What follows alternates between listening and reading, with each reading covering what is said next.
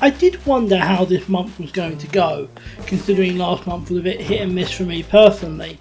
And this month was also a bit hit and miss for me personally. However, that doesn't mean I don't have a fair bit to show you. Day 2.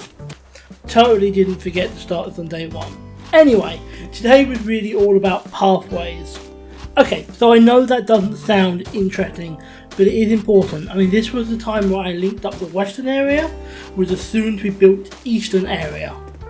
Day 3. Nothing massive to show today, but we did pay to get a house that was rather in the way moved, and also started to clear the area in the east by old garden / farm patch to make room. Day 4. Boom. That's the first house on the eastern side of it done, and the paths around it made. I started a thing! Day 5. And on this day I continued a thing by getting the second house moved. That was actually a really nice feeling. When you get the second house done, that's when you really start to feel like you're making progress. Day 7. Of course, that feeling is even better once you get the third house done, because that means you've finished one of the rows. Woo! Day 8. No rest for the wicked, and I'm not wicked, but I guess that means no rest for me as well, and I guess that also means we start the second row. Only one more house to move after this for the whole project. Day 9. And that's it. Boom.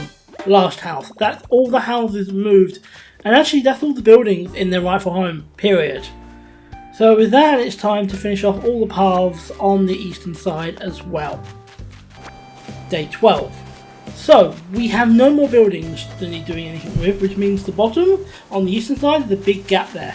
I decided to fill that gap with some fancy fountains, but that means resources, and getting them is gonna take a while. Day 13. We have to go and visit random islands just to get enough resources, but we finally had enough to make and place the first fountain. Would have been easier if one of the islanders wasn't just standing in the way. Day 14. Second fountain built and done, and that's just awesome. Then we moved some flowers over and built up a bench area, which would have been so much easier if one of the islanders hadn't sat on the bench before I got it positioned correctly. What is up with these guys? Day 15.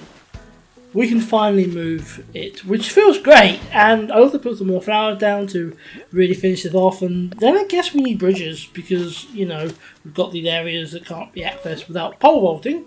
Fortunately, as I'm loaded, I can just pay off the whole bridge, and that's boom. Bridge on the east, done. Day 17. Another day and another bridge. Getting the eastern one done was important, of course. The western one was even more so, because now we're done.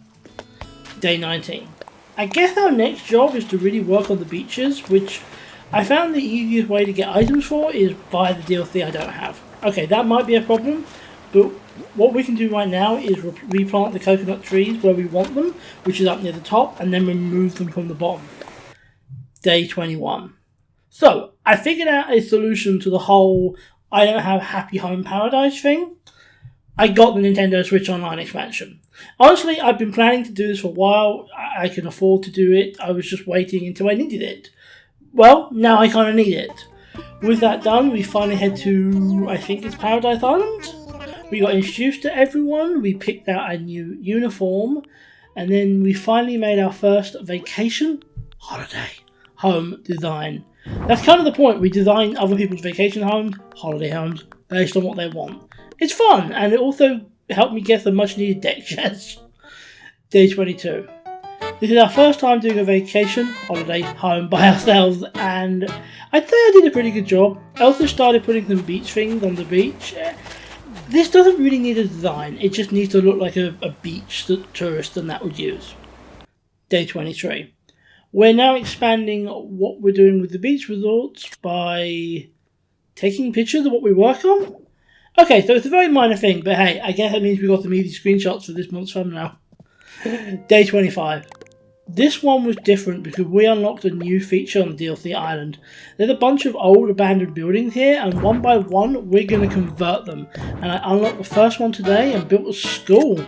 Not too shabby if I do say so myself, even if I did block off the door.